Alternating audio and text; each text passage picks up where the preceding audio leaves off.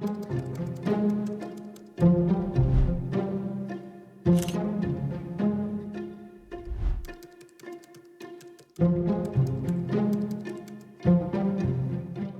being angry and resentful and cutting people off and just separating himself and just him being just a monster in the end, like really was like, oh yeah, this is who he's become. Like I saw him as not a perfect person, but a person that I loved. It was flawed and still loved me.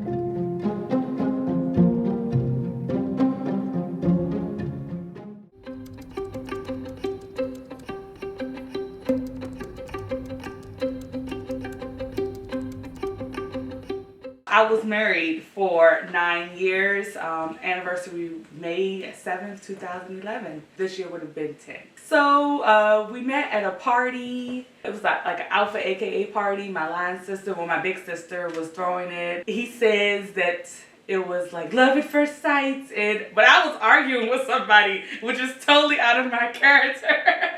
But he liked that feisty, I guess, and so he was like, he told my big sister, I need to know her. He got my number through her, and just being there, and I'm coming to see him, he's coming to see me, back and forth.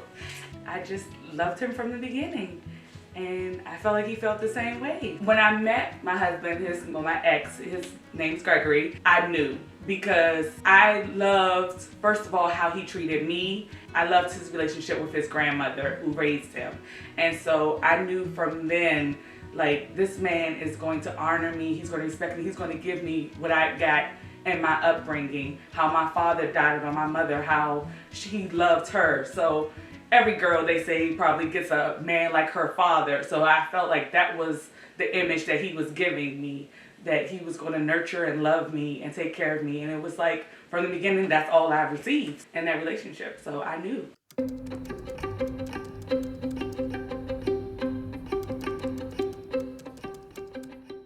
The warning signs and the things that you just like, I'm going to love this person in spite of. He can be arrogant at times and selfish, but I felt like that was also a part of him and his upbringing. So that, when I say you love somebody in spite of, so yeah, he had this nurturing grandmother and aunts and uncles, but he didn't grow up with his mother and father in his life.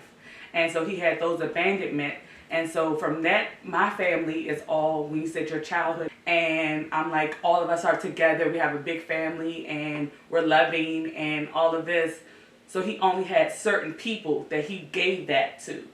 And so I noticed that from the beginning, it wasn't like always about family, and it was like a selfish aspect of, I just want you, kind of. And if you do anything for others, it's kind of a problem. And then it was like an arrogance of, I'm better, but then I'm like, for me being the loving, I can change that. If anybody was going through any trial or tribulations, what I think is just part of life, and he didn't go through that aspect, or it was like anybody go to jail or anything, just something of that nature. He's a police officer, so it's like you don't know their history. You know, I try to be empathetic and see people's plight or what they went through, and it's like, no, this person just automatically a bad person, or I'm just better than them because they went through these trials and tribulations and he didn't. No, you can't just judge that person. That doesn't make them a bad person. That doesn't make you better than them, or if they're going through something financially and they might need help from us, or something like that. I'm not helping them. They got it, or you know, I had to work for mine, and I'm no, they good. Like, it was just air of, I'm not giving, I'm not doing because I don't care, pretty much. Yeah, because they're below, and so it was like that about him, and that was always a give and take. And I'm like, okay, is this the compromise aspect of the relationship? With the arrogance regarding me, I didn't see that until the end. And I didn't know it was sort of a resentment towards me. At first it was towards others, but at first he was clinging to my parents, and it was mom and pop, and it was like these were his family. I never saw it as it was going to be an end. And even if we were an end, that their relationship would have ended, because I'm like, this man loves and adores and dotes on my parents. And then in the end, it was like, it all came out like, yeah, he resented my relationships, and it appeared, he said that I was there for everyone else but him. And I was like, whoa, where did that come from?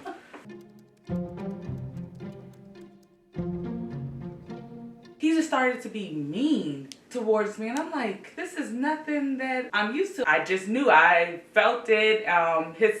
His energy, his whole spirit, his vibe, everything changed towards me. And I'm like, this is not the man that I married. This is not the man that I love. Like, who are you? And why are you acting this way towards me? I stopped being that person to talk to. That's the crazy thing, is I've always had access to his phone. Like, I had the password, but I never thought to use it. I never needed to use it. Like, we just, babe, pick up the phone. Like, go, like, get the phone. Or I got a text, babe, get the text. And so he has access to my phone. I have access to his phone. So it was never a thing that I thought I had a trust issue or he had a trust issue, because we had access. When I just looked at his phone, I'm like, okay, go through the text and stuff. I'm like, wow, you are really like in there with somebody. Like, you're in there. What did you find?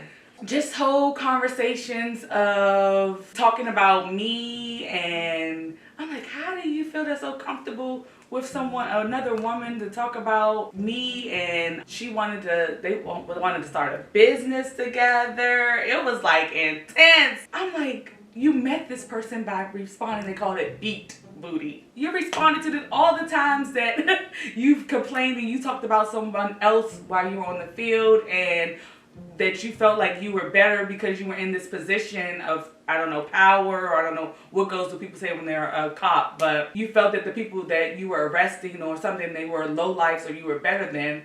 But then you're responding to this person and you're gravitating towards this person. And she had the lifestyle and the things that he had as a kid, with his mom being on drugs and her mom being on drugs, and she hadn't been on drugs. And so it was like, she was relatable. That's what he said. That I had this life of innocence and I didn't know anything that was out there, and she was relatable. So that's what she gave to him. And he responded to her house 911 call for domestic violence, and she was abusing her kids. And yeah. The officer, you give them a business card, and you like, call me instead of calling 911, maybe, stuff like that. And so it began that every time she got into a situation, it was, I'm just calling you directly if you're at work. And then it became, I'm just going to use your number to talk and vent. And then it became, oh yeah, she's just there for me, and she relates to everything that I'm going through. And I'm like, wow, okay.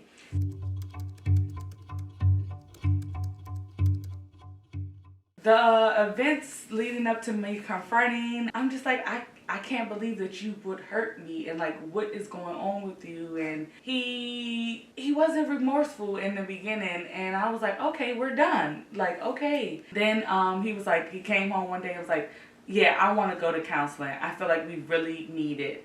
And for me, I'm like, we do, because that ended up being the problem in the end. He said his final straw was that he felt like he was always living to please me and be perfect or something. And I'm like, oh, who thinks that you're perfect? Like, I know all of that you are and all that you accomplished, and like, I don't think you're perfect. I don't think I'm perfect. So how are you living this image and this lifestyle? And I chose to, even in spite you taking me through pain and suffering, to stay by and stick with you. So I don't think you're this perfect person, or that anybody's this perfect person. Like, we're trying to please God. You shouldn't try to please me. He was like, I want to go to counseling. We were going to counseling. We went to counseling for like 6 months. But it was with the church. It wasn't like a licensed therapist. It was with our church. So it was more spiritual and what to do in that aspect. And started going on more dates and having more date nights and vacations. And because that was one of the things that he said he needed, for me to be there for him and to just be his friend more so. So that's what I was like, I'm going to be your best friend. I'm going to be your your cheerleader. Like, we're in this. Then we had struggles of infertility. So that was another aspect. And that was something that was like a thing in our marriage. It was like a problem. And it was like, okay, we're going to have these kids. We started the process of Shady Grove. Shady Grove is infertility hospital or doctor's place for fertility. And they do in vitro and different things to make you have a baby. They said it was him in that aspect. I feel like infertility is always placed on the woman. So I went, they count your eggs, they do all of this stuff. So it changed, and that was year 5. It's as simple as mobility. They say you have sperm, but it's not swimming to her eggs. Mm-hmm. And so you just need that. That's all you need is the help. So we just kept like pushing it off. Like, okay, we're going to just keep believing in God. This can happen naturally because like it's just something that simple. It's like nothing is really that complicated and work because the process is expensive. And so it's like if you don't have to spend the money, and we're still young. So I'm like, okay, by 35, like we're going to get the ball running, and I want the kid. And he's like, yes, I'm getting older as well. So that was a struggle. But I'm like, we're working it out. We're good. Like we're doing the steps that I needed. At any point did you think like this is some bullshit? The whole what he needed and wasn't getting, I felt every last aspect of, wow, I can't understand where this is coming from. First of all, I was like, okay, I'm perfect. But then I don't really believe that. I'm like, okay, maybe we need counseling. Like you need to go to counseling and something deep rooted, because what you're saying that you got from this person and didn't get from me, like you're blaming certain aspects of who I am on me. That's something that I can't change, like the way I grew up or the way that I am, and that's just something that I just love about me, and I'm accepting all that you are, but you're saying you're putting me down for things that I feel like I can't change. Like you say, my lack of understanding of what you've been through. Like, I can't change that. I can't understand. I can empathize with you, but I cannot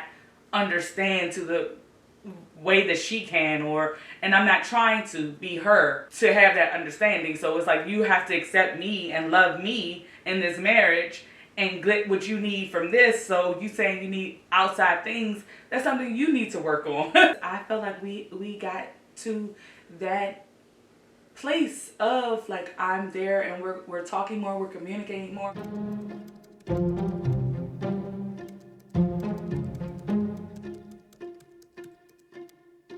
I had to forgive without getting the answers and walk in forgiveness without ever, like that chapter is closed. I just had to close it without getting any answers because we're going from that 5-year mark and to 4 years go by and we're good, we're planning, and we go to 2020 and his grandmother had a stroke. So I'm like, okay, we're moving grandma with us. She lives in Richmond.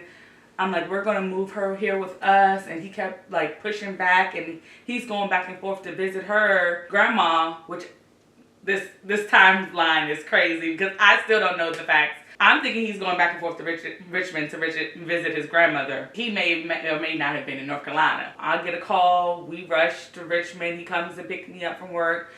We're rushing to Richmond. Grandma's side. We're there. And it just progressively, she got put in a home. I'm going to see grandma. I would go sometimes to visit. He would go sometimes to visit. I'm not thinking anything of it that he's not going to Richmond when he says he's not going to Richmond, because I'm like, we're good in our marriage. Like we've having date nights. We're communicating. I don't see a problem. And so I'm not thinking he's FaceTime me. And in the end, I'm like, wow. Did he use everything that I said in counseling that was a trigger for me? Like that was a little manipulation. Like it was really manipulative at the end, because I'm like, you used everything that I said that I needed and that was a trigger for me. You used that to your advantage to manipulate me and to not trigger me. So that I wouldn't have the warning signs, and I felt so comfortable that I didn't even have a reason to confront you because I was so comfortable. We talked and discussed in counseling to dot his I's, cross his T's. I'm like, we're FaceTiming all throughout the night. So I'm like, when did you even have time to cheat? Like, when did this process happen? So So we're from year 5 to year 9. We're talking about getting a dog in January. We're doing the Shady Grove. And then the pandemic hits in March. And you just come home one day and say, I don't want to be here. I don't love you anymore. I'm like, how? And we just celebrated Valentine's Day. We went to Jill Scott concerts. And we have upcoming plans for Shady Grove again. Like, we're really like about to do the in vitro process. Like, we're at that stage. And this is all you saying this. The infidelity started back in when? I don't know. I have no answers. I'll never forget, March 12th, 2020, he came to me and was like, I am unhappy. I don't want to be here. In my mind's eye, I'm like, okay, do we need to go to counseling again? It was never even brought to my attention that it was another woman. I'm like, what is wrong with you? Is it your job? You've been unhappy with work.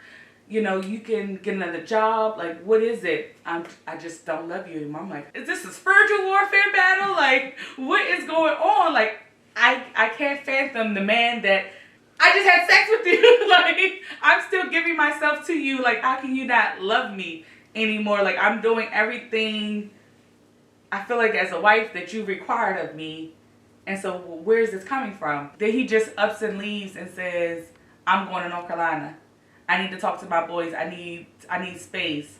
So I'm like, okay, this North Carolina trip is going to be like, okay, maybe he's going through a midlife crisis. We only in our 30s.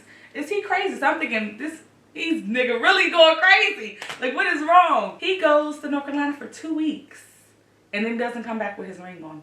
And in that time, it's no communication. So I go from, I'm texting my husband every day, all day, communication. I'm in a loving marriage, I believe.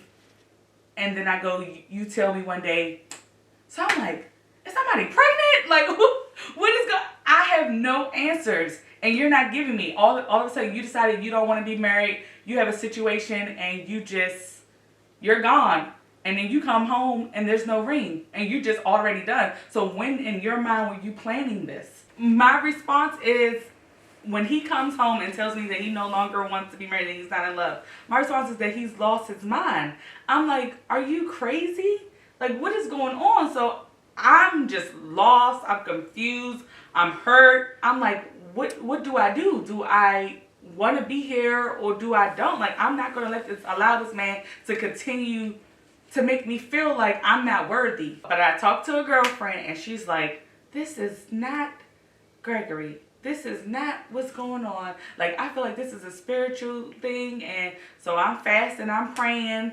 Then I'm like, am I really believing? Because at that point, I'm like, I don't want this. So I'm like, you standing in the gap and you praying because you're like, this has always been a battle for him. And you feel like this is spiritual. Because he even said to me, no, I don't want to go to counseling with your church.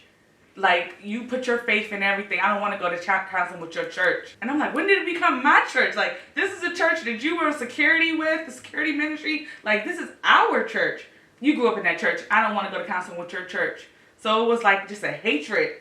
And I'm like, oh, and you don't have to pray for me. I'm like, oh yeah, I'm going to pray for you because I don't know what's going on right now. I don't know where this anger is coming from. Like, who are you? You'll have to pray for me. So right now, I'm like, I'm looking at the devil like, I really don't know who you are and where this transformation has come from.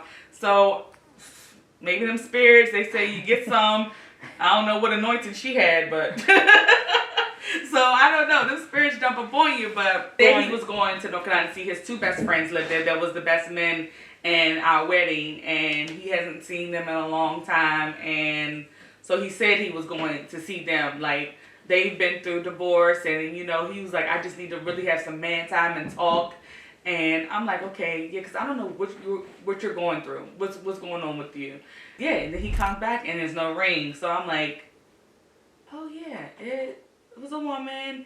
And the only thing I know is he said that it was a woman from his past, from Facebook, that they reconnected via Facebook. And she lived in Charlotte, North Carolina. Is he with this woman today? I don't know. I don't believe so. I'm still in contact with his family. He like, stopped talking to all my family. He deleted them from Instagram, Facebook. I was like, and these are people that we just had like hosted friends over from Massachusetts in February. Like, literally just hosted friends. And so they're like, what's on, Gregory? Like, he deleted me from Instagram before I even had the opportunity to tell my family or the process. He just started his campaign of, I don't want anyone that was associated with you in my life. You would really, to this day, you would really think that I really and truly did something to this man. How he just, the hate that he spewed and just his interactions, like, you're this bad person and I don't want to love you and be with you anymore. I'm like, wow, what did I do to you? I'm not a confrontational person, so you ask me, like, what did you do? Like, at this point, I can't yell, I can't scream, like, I don't even care enough to do that. Like, if you want out and you want to be gone, my cousins, all of my family, they like, oh, I can check this and I can find out. And I'm like, no, I don't care. And he said he was going to we're getting a divorce. He was slow with doing the process. And so I'm like, okay, I'm going to get my own lawyer. I'm going to go through the process. And I just began it myself. I haven't seen him. I moved out in June. So from March to June, it just got really, we still live in the same house, and he would not leave the bed. Like, I'm like, you came back without your ring, but you think you're going to sleep in this bed, and you still thinking. So I'm like, what is wrong with you? And so I moved into the guest room, and of course everybody's like, well, you should have made him look. I didn't even care, like, to ask. Like, I'm not even speaking to you at this point, because anything that I say to you is mean and nasty. My mother's birthday was March 29th, and everybody knows my mom caters, she cooks, and they love her food. She's always making him plates. She's still even making him a plate. And, like, he didn't even bother to say happy birthday to her, anything. It's like your mom and pops, like, that's who they've been to him. And you didn't even say happy birthday to her. So I'm like, oh, so you hate everyone. Like, it's not just you came home and you said you didn't love me anymore. You hate everyone. So you're just disassociating. I made a plate. It sat there for 2 days. And I was like, oh, you're not going to eat mom's food? And he was like, I don't want anything from y'all. I'm good. And after that, I was like, yeah, I'm just done. It's not even a conversation that needs to be had. The environment is, I'm going back and forth with, do I want this or don't I? And I'm just seeking God, and I'm praying, and at every aspect, there's George Floyd, there's protests, so he is doing 12-hour shifts, no days off, so I'm just having time to myself, and we literally don't even see each other. Like, half the time, I might be in the kitchen, and he may be upstairs, and then he'll be in the basement, so you can literally live in a home without seeing somebody or interacting with somebody, and that's what it was. And if we were interacting, or if I was the cook or something, it would be like, yeah, I'll make my own, but at this time the counter is still joint, so it's like the food is in the refrigerator, I'm cooking, and I'm just, like, I'm not saying you can't eat or anything, he's just like, don't cook, I don't, I'm like, I have to cook for myself, we're in quarantine, like, what do you mean? Like, you're crazy. And I will never to this day understand where the anger came from. And I'm still just like, okay, we're getting a divorce, but, like, I'm still cool with Grams. He told me don't even go to his grandmother's funeral if she had a funeral. I'm like, how you kill Grams off? He said, yeah, don't even come to the funeral. I said, wow, okay. We sold the house. That was a process. That was emails going back and forth with the realtor, selling the house, because my friends came, packed me up, and they were like, you don't need to be here. My mom and dad came, was like, why you still here? Like, go. Like, y'all gonna sell the house. You don't need to actually be physically in the house. I left.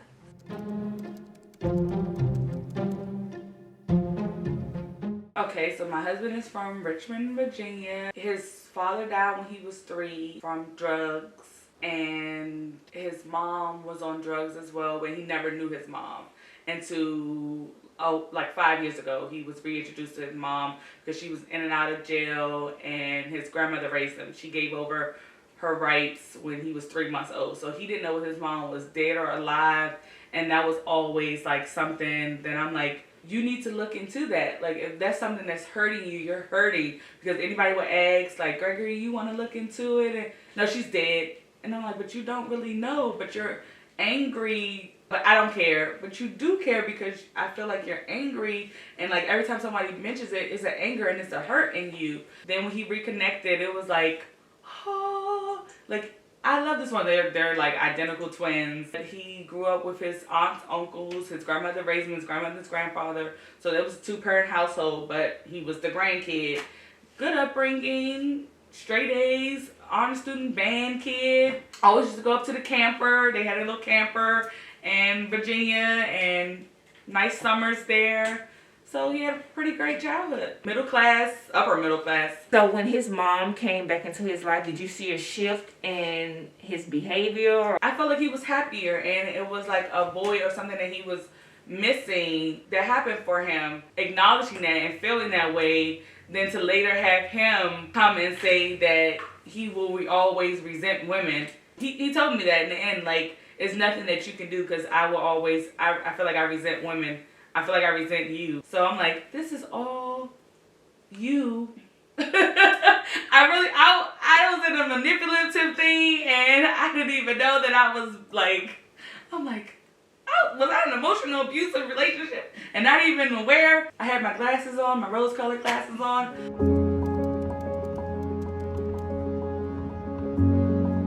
Religion plays like a major role in my life. I believe in spiritual warfare. I believe in the devil. I believe that God can make the impossible happen. And so for me in the beginning, so that I had to get triggered. Like, I knew where he was at from him telling me, but it had to trigger in me, like, God, is this the plan you have for my life? Like, is this over? So I had to get that connection first, because, well, I say as a woman, like, I've always been like, cheating is a no-go, and I'm gone, I'm out the door. But then when it happened for me, I sought God, and I felt like, oh, okay, you restored that aspect of my marriage that it had holes and missing pieces in. So I'm thinking, it's restored, and I'm putting my trust in you, Lord. Again, have it attack, and I looked at it as like, oh, this is another attack of the enemy. Like, this is something that's going to be bigger and better, and we're going to get through this. Where is this attack coming from when we're about to literally in the next month go and fulfill our family and have a kid? Now this is another attack, because like, what is about to happen for our marriage and our growth? Because we just are both spiritual people. So I'm like, what is going on? So I had to have that click, like, yeah, in my flesh, I am done with this nigga. But it's like, what is God leading in my life? And is this the attack of the enemy? Like, he sees something in our marriage he doesn't want to flourish because of our love, what I felt. So it played a big aspect. And so to have him say, oh, you don't have to pray, and you always believe faith, and he has some aspects in his upbringing. We asked about upbringing. His grandfather was a musician, and he cheated on his grandmother. And so he said, my grandmother stayed. Why would you want to stay? She always thought he was going to change. And that's what he told me flat out. I'm not changing. I have a resentment towards you and towards women because of my mother. And I'm like, but you didn't even know your mother. But I guess that still plays a major role. And so at that point, I'm like, I just need to pray on what God needs for me in my future, because this is not it. And this clicked, and once I got the confirmation, and with religion playing for me, I need the confirmation from God. I know I felt like, because as a woman, you're just like, I'm not going to keep letting this man do this to me. I'm not, but I needed the confirmation. And once I got that confirmation that, yes, Kelay, it's bigger, it's better, like, you don't have to hold on to this. Like, stop holding on. I'm like, okay. So that was all I needed. I'm like, oh, you want a divorce, but you didn't file nothing? By June, there was still no papers. I didn't get anything. I got a draft, like, little separation document. I'm like, no, we're not doing no separation. You want a divorce, right? We're getting a divorce. So I consulted with a lawyer. I'm like, I am on the grounds of adultery. I want a divorce. People kept saying it's going to take years, it's going to do this, it's going to do that. I'm not about to be tied to this man any longer than I need to be. Yeah. So it took about 6-7 months. And I was free. What was your turning point where you just like, I cannot do this? Like, I love you, but I love me. I love you, but I love me was, and I think I needed him to be the monster that he became in the end. Yeah. I think I needed that because I would have still held on to what he was and what I saw him as. And like I saw him as not a perfect person, but a person that I loved and was flawed and still loved me. I saw our marriage as something that was good. And I'm like, no marriage is perfect, but I really, like, people would still ask me, like, the signs, and I still can't pinpoint what made him, like, say you weren't good enough, or I didn't love you, or I just can't do this with you. And the fact that he can't give me, I never got answers.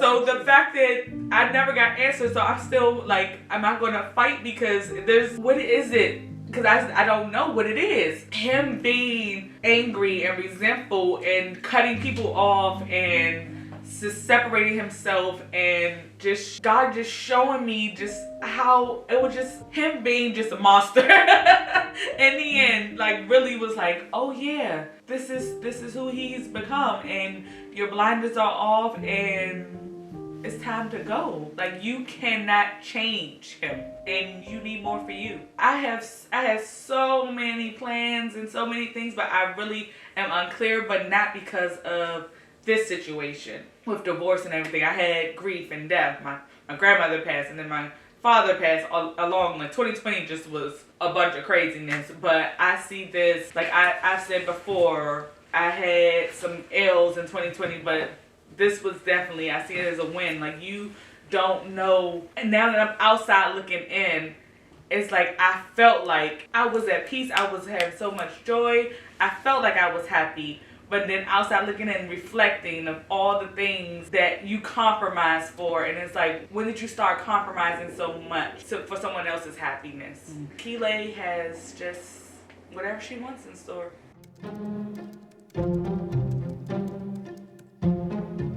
My mom knew about the cheating in the beginning. I didn't know that. I came and got my baby.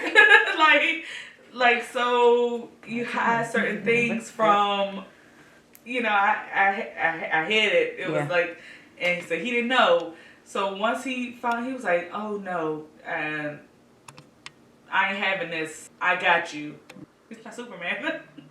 And that was another thing. Like I felt like I had someone who was a reflection of my father, and to have him, that was a breaking point as well, because you cut off my parents. Like this was mom and pops. Like you got the same car as my father. You started outfits. Like I feel like you molded yourself kind of to try to be this man. I ended up feeling sorry for him in the end. Because I'm like, who are you? When people say, how can you not know the clues? Well, this man honestly told me he was living to please me. So everything to make me happy. And you can't be happy. So I'm walking in my truth, knowing that I'm doing things to honor you, but you're saying you're living to please me. So you're changing who you are. This is not who you are. You're saying, taking what I said from counseling, you're manipulating that to make me happy. So I'm not seeing all the signs and all of the things. So you know you can't go on for too long like that. Like you might have had a mental break and you might have snapped. That's what I feel like you had because you lost me. So yeah, you had a little mental moment. You snapped. I don't regret anything. So to say that you see the signs and that, you know, you should have left the first time, or, you know, he's not changing. So I don't know, because I really feel like you're supposed to love someone totally and in spite of, and that's love. That's all that love encompasses. Just trust yourself. Just be true to yourself. Just trust in you. Don't let no one take away who you are. And I feel like in the end, that was what someone was trying to do to me, to take away who I was as a person and to change me and to mold me. And I'm trying to be the reflection, to be better and brighter for you, to help you out, but you're trying to dim me. And so when I saw that, it triggered, like, he just hates everything that you are. And that's the problem. He does not love you. You thought you were in a loving situation, but it wasn't love, it was manipulation. And once you gave him them tools to be better at that, it worked in his favor, and it was not love. So remember to love you and don't let anyone else try to change who you are. And so that's what helped me in the end, because I'm going to always be Kelay. I'm always going to have a light. People are always going to gravitate towards the love that I have for Christ.